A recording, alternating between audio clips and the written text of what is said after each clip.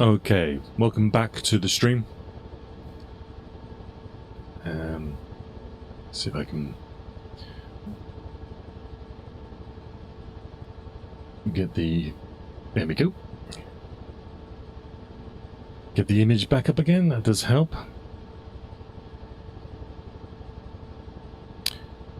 So we are currently flying to the west of Sainte-Mere-Eglise, which is now to our right here, and right in front of us here is drop zone O. And we're going to be talking about the Battle of La Fiere. The responsibility from the Germans' point of view was the Grenadier Regiment of the 1058th. They're part of the 91st Infantry Division. And they held the exit of the sort of causeway across the bridge at La Fiere.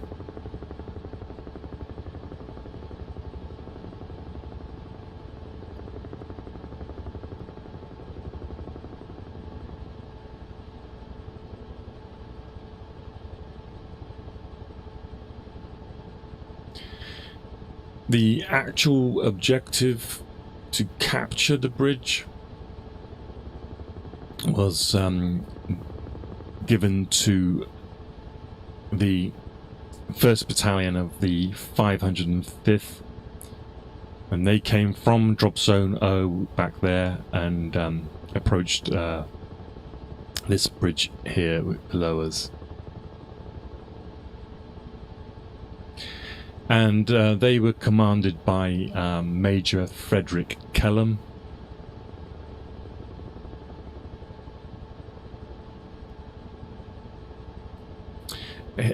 He actually had two tasks on D-Day.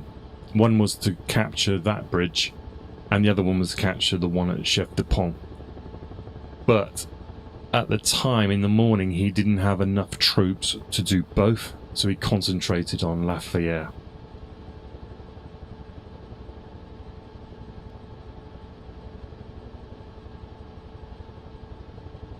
And he gave the task of capturing the bridge to the A Company, and that was commanded by Lieutenant John Dolan.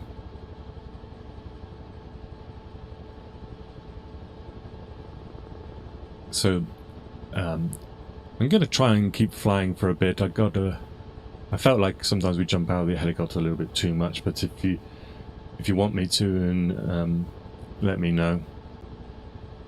The railway line is obviously a very important strategic position as well. But Dolan comes along towards this hamlet here of La Fiere. Let's see if I can just slow here. And towards this bridge.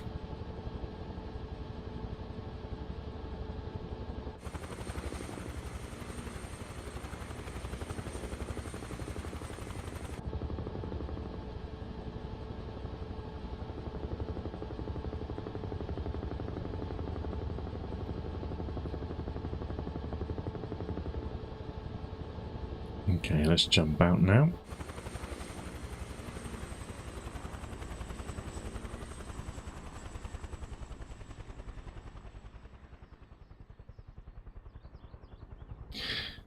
So he comes down this road. He's got elements of the 507th with him as well. And he tries to take this position.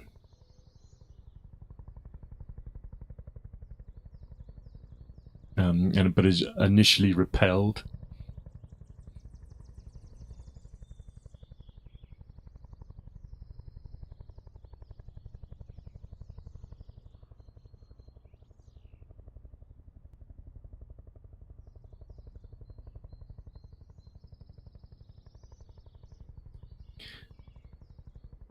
At this point, by the way, James Gavin, who was landed over here in these fields, has come round and joined.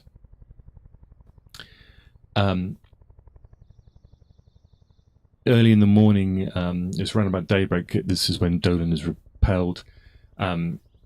They eventually more and more paratroopers start to form up. We're getting to probably maybe about 500 at this time, and the senior commander in the area, other than James Gavin, is Colonel Roy Lindquist, and he's the corps commander of the 508th, who's here.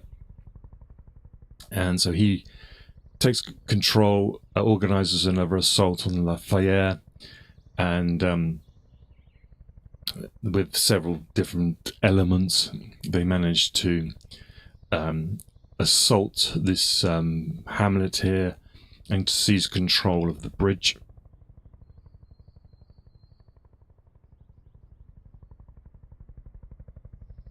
And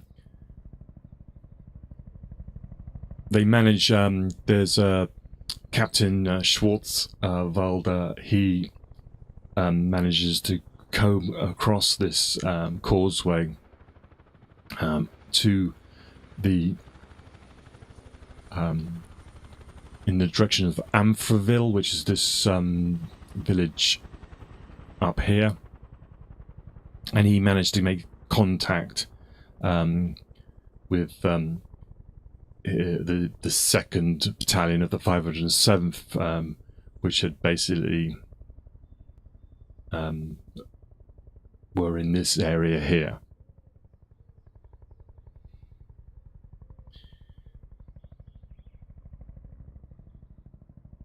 Around about sort of mid-morning, this hodgepodge of elements of different companies are basically then taken out and replaced by the 1st Battalion of the 505th, whose objective this was. And this position then becomes under increasing artillery fire from that point on. And at this point, this is around about midday, so the bridge is secured, but they're coming under a lot of stress. Let's move on now, and let's change the scroll. Let's move to the afternoon now of the 6th of June. So around about 4 o'clock, we get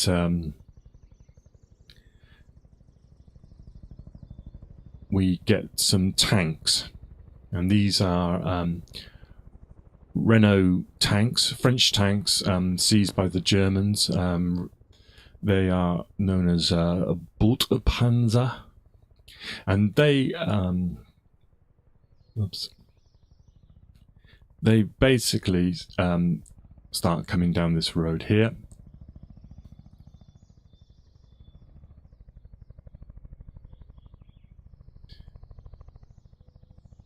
And they drive down onto the low ground, onto the causeway, and start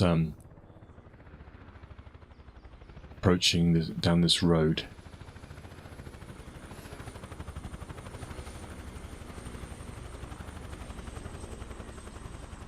So you can see from here the importance of that high ground on the eastern bank, and how this is a raised causeway section, and there was no way that people were going to come across these open fields, so they had to come down this road.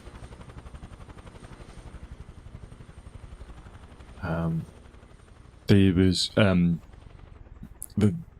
505th, the 1st Battalion, they had 2 teams of men with bazookas either side of the road, in these sort of areas here, and the bazookas are a good weapon against a tank, but it needs to be close. You don't want to be firing it at anything more than 50 yards. So the tank needs to be, you know, in this sort of position here. If you're firing from here, maybe even a little closer.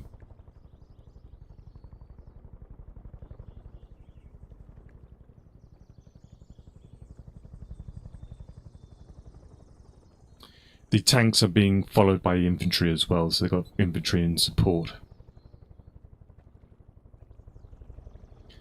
So these two teams, they open fire, and one of the teams is put under pressure, pulls back, leaving their equipment. The other one destroys a tank, one of the tanks. It's a little bit confusing of the order of actually what happened, but one of them takes the first tank out. I think the other one takes another one out, and then they are under pressure from the infantry, and one of the teams pulls out of it. And one of the teams runs out of ammunition on their bazooka. So at this point, the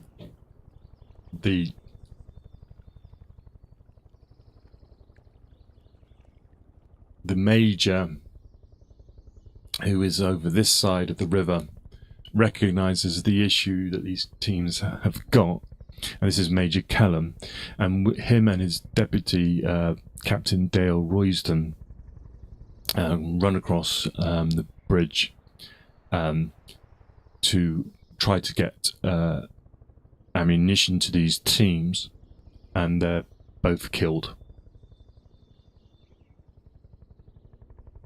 So this is a crisis point now, and this is why this bridge is so important. If the Germans could capture this bridge, then obviously the drop zone then gets exposed. Drop zone O. Then you have a threat on Sainte-Mere-Eglise, and then the whole thing starts to sort of unwind.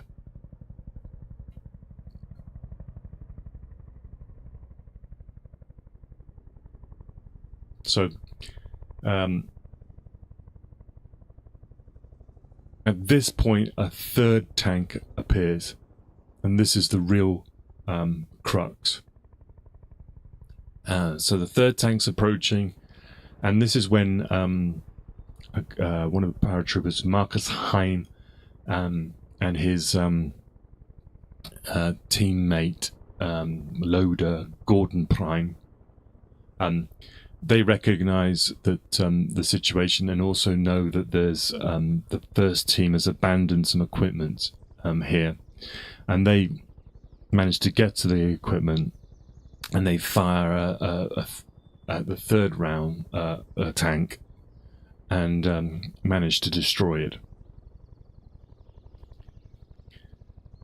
So that attack is repelled. This is sometime in mid-afternoon. And then at 8 o'clock in the evening, Lieutenant Colonel Maloney, he arrives, been instructed to move up from Chef Le Pont, which is here, which is this bridge here. This is quiet in this area. You can see that it's a lot more exposed, so the Germans didn't come this way. But so he comes back and he arrives at La Fiere at about 8 p.m. with 100 men. And let's just, whilst we're here, I know I'm trying to just do D-Day, but we might as well just quickly mention what happens from this point. The 7th of June, so the next day, the position is now reinforced by the 1st Battalion of the 325th Glider Infantry Regiment, who have landed here at drop zone O, and they come in and reinforce this position. It's still being constantly bombarded by the Germans. This is the sort of ridge that they're holding. There's, you can see here, by the way, this is Brigadier General Gavin's monument and his foxhole somewhere on here. And you can see the importance of this high ground now. Sat here, this had to be denied. So they were reinforced, they were dug in, and they were being bombarded. So I think Ridgway decides that he arrives. By the way, this is this guy here, Matthew Ridgway. He decides that that the sector is safe for now, that Maloney and Linquist have got the situation under control. On the 9th of June, they try to extend, push. They must feel confident that they can now move more offensively, and the 1st Battalion of the 325th, commanded by Major Sanford, tried to push up the causeway but to fail. And then this was in the morning, and then they decided to do a creeping barrage between about 10:30 and 10:45, and they push up this road. A Sherman tank is taken out by the American Airborne's own mines. They'd mined the road and had forgotten to remove it, so one of the Shermans was taken out by it. And so it was slow progress up this road, trying to link up with elements of the 507th. And it's in this area around here, I'm not quite sure, but this is where Private Charles D. Glopper of Company C, 325th Glider Infantry Regiment, he covers his comrades' retreat, trying to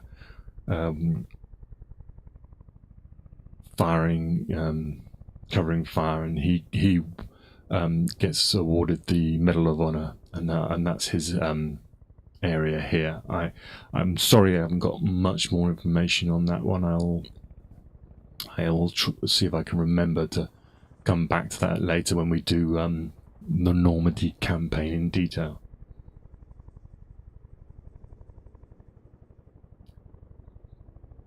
They get to Monte, and they set up a defensive position here.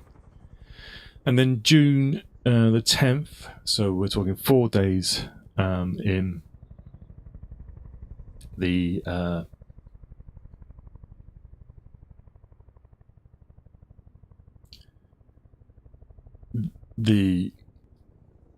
357th Regiment, which belongs to the 90th Infantry Division. They've arrived from Utah Beach, and they've come up here now, and they cross, and through sheer weight of numbers, now push the Germans off this higher ground, push them back, and basically pushes them away from the possibility of threatening Lafayette.